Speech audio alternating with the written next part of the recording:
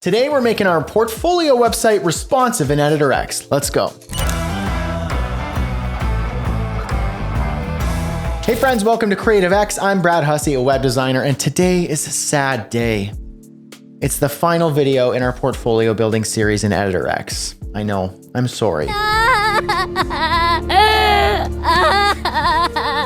Okay, enough crying. We do 2 videos a week. We're all over social media, and we have an amazing community called Creative X Crew, where we do live web design feedback, collaborations, office hours, Q&A, and a lot more. If you like what we're doing here, smash the like button, kick that sub button in the behind, join our Creative X Crew, links in the description, and let's get to work here.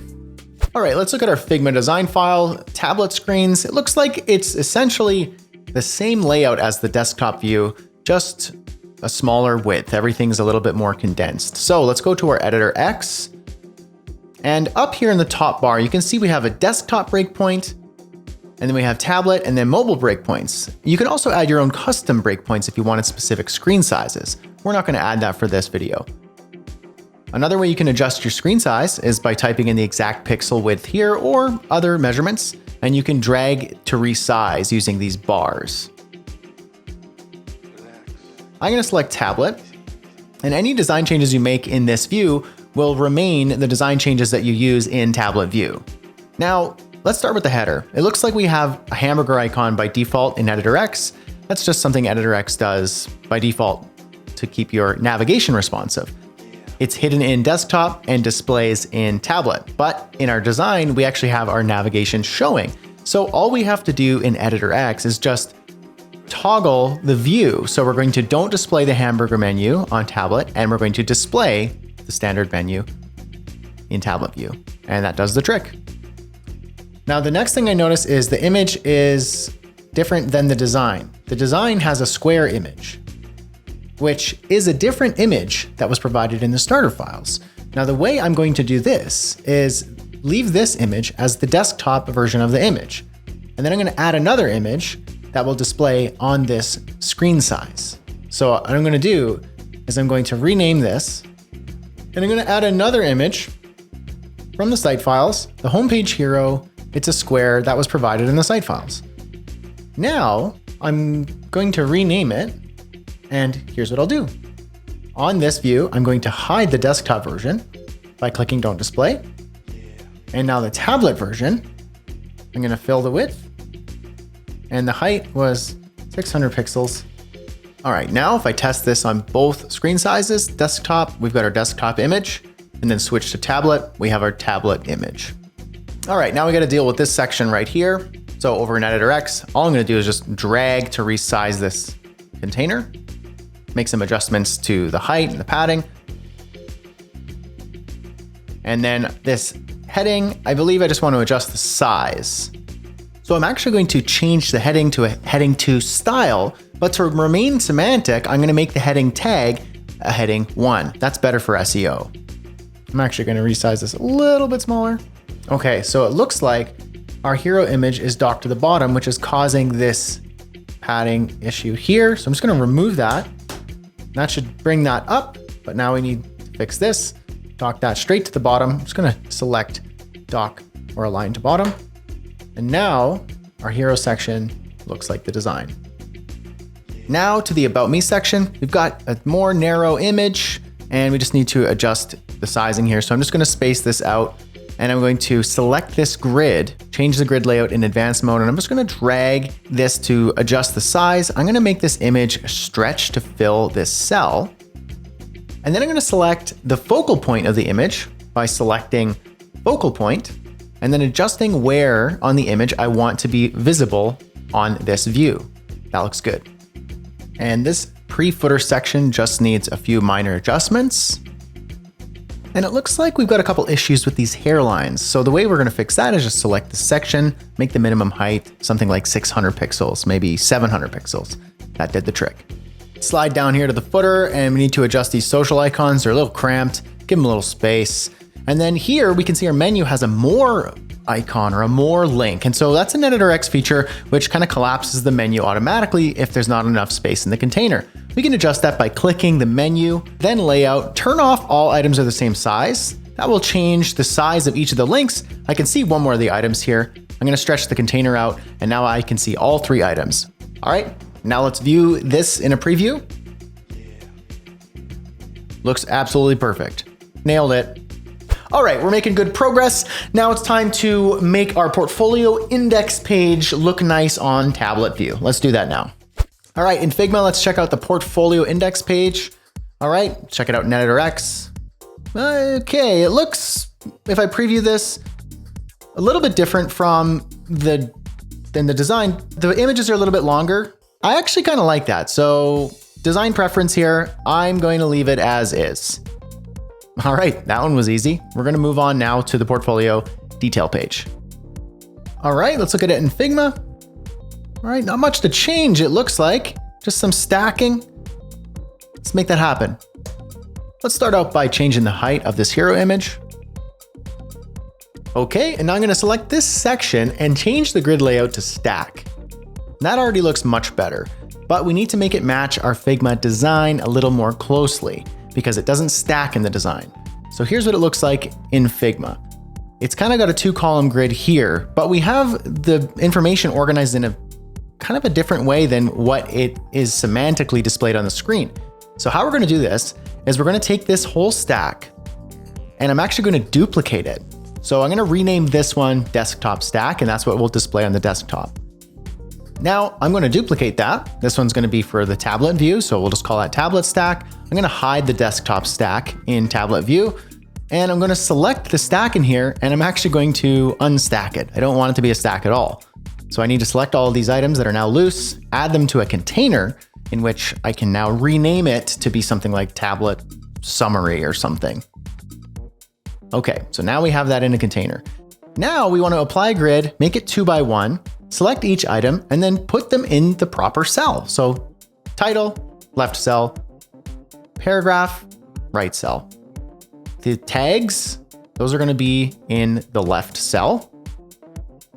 And the button is also in the left cell. Now we're going to take everything in the left cell and stack that, give some proper spacing.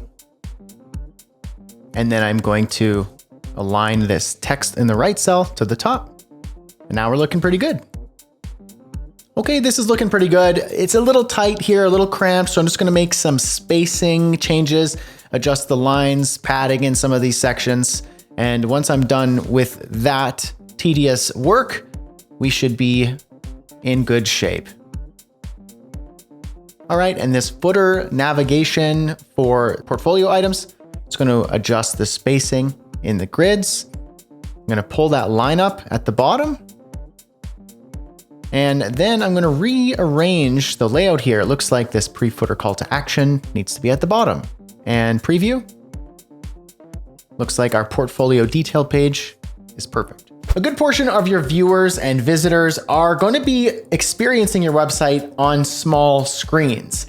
And if you have a potential lead or customer or client who's interested in contacting you and they're using a small screen, we want to make sure that that experience is as seamless as possible. So right now we're going to make that contact page look nice on a smaller screen. Let's go.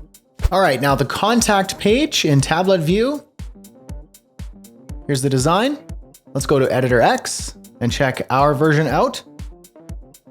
All right, so we've got this 2-column grid here, a 2 by 2. And what I'm going to try and do is change the grid layout to stack. But something weird happens. We've got 2 titles and then the body copy and the form. That's not the right organization. So instead of using this 2 by 2 grid layout, I'm actually going to separate the 2 sections into 2 separate grids. So I'm going to put that back. And then what I'm going to do is I'm going to take this whole section and I'm going to create a whole copy of it. I'm going to duplicate it. So instead of a 2 by 2 grid, I'm going to have a 2 by 1 grid twice. So going to desktop view here, let's take this whole container and I'm actually going to take the section and I'm going to duplicate it. Section 1, section 2 titled respectively, just so I can see them better. And I'm going to delete this contact me and the form in the first section, adjust the grid. I don't need it to be 2 by 2. I need it to be 2 by 1. So I can actually delete the empty row right here. align anything that's kind of off kilter. All right, first section is looking good. And now we're gonna move on to our second section down here. We're gonna delete the get in touch summary and title, change the grid layout to a 2x1, delete that top row, adjust everything within here so that it fills out the space properly, move some lines around, some padding and margin tweaks, and we're looking good. Now that we've rebuilt that contact page, it's gonna be much easier to change this grid layout to a stack, adjust the heights of each row in advanced mode, move around the text, the social icons, and the positioning of everything. And then we can move on to the second section here. And we're going to change this grid layout too to a 1x2 stacked. We're going to, in advanced mode, adjust the heights of each of the rows and make sure everything has the padding that it deserves. All right, let's preview that. That's looking good. Now this pre-footer call to action, we don't actually want that on the contact page on any of the views. So I'm going to go to desktop view, select this master, and I can actually choose more actions or right click on it and remove from page. And it will remove it from the page on all of the screen sizes. All right, everything looks good on tablet view. Now it's time to make this puppy look really good on mobile devices. Let's do it. All right, time to move on to phone view. As expected, everything in phone view is just stacking over in Editor X. We're going to take care of that. First things first, we're going to show our hamburger menu and hide the other menu. And then we're going to make some adjustments to the layout in that header, resize that logo, and perfect. All right, and for the hero section, I'm going to resize that image, align it to the top, take this container, fill it 100% of the width. I'm going to make this text a smaller font size, and I'm going to take the stack inside of it, dock it to the top of its parent container. That's looking good. All right, down here, we're going to select this section, change the grid layout to a stack, select the grid layout in advanced mode. We're going to resize this top row so the image looks better. And then we're going to take this section and we're going to add some padding on the top, but we're going to take the padding out from the left and the right so it fills the width of its container. We're going to make some adjustments to this heading here, add a little bit of margin on the top so that we have space from the line above it. That gives it more breathing room and white space. This pre-footer section, we simply need to make this 100% of the width and readjust the layout a bit. So we're going to pull this button down, center align in this text here, give it some breathing room, increase the height of the section itself, fine tune it, and that looks pretty good. All right, now in the footer, we're going to make the footer much taller, like in the design. We're going to resize this logo and bring it to the top and the center, add some padding to the whole footer itself. And now for this menu, we're actually just going to hide it.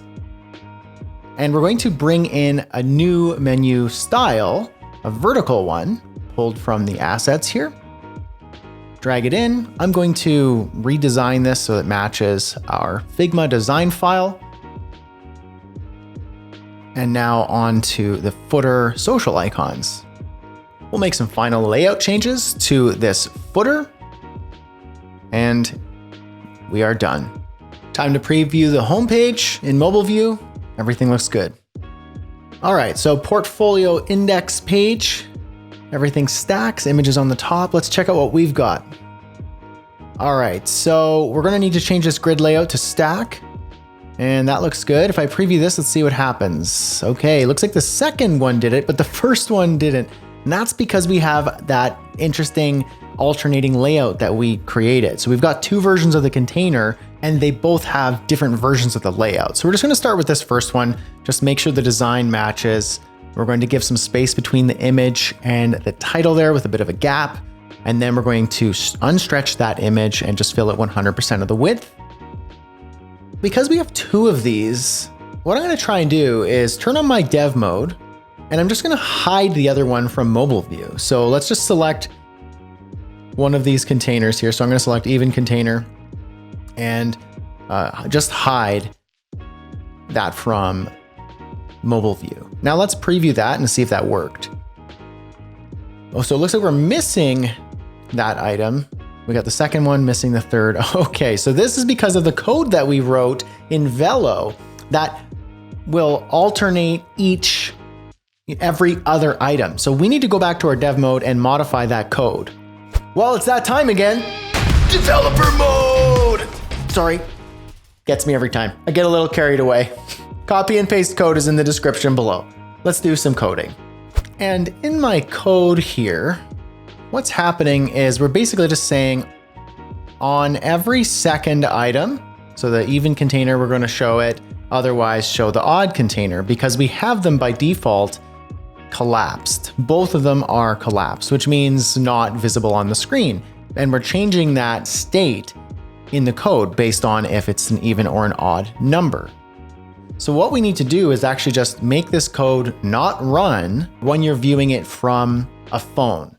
So there's something called form factor. So it gets the kind of device that's being used to view the web page. So we want it to check the visitor's device, and then based on that, if it's a phone, don't run the code. That's what we're going to do. Import Wix window at the top of the code, and then let, this is a variable, form factor equal Wix window form factor. And so this variable will store what device is viewing the page. So if we're viewing it from an iPhone, this will say mobile. So what's going to happen here is we're actually going to wrap this if statement with another if statement. If form factor is not equal to mobile, then we're going to run this code. Do not forget to close that if statement. But now we need an else statement, kind of a fallback. So if the form factor is not equal to mobile, that means it's either tablet or desktop. So run our original code.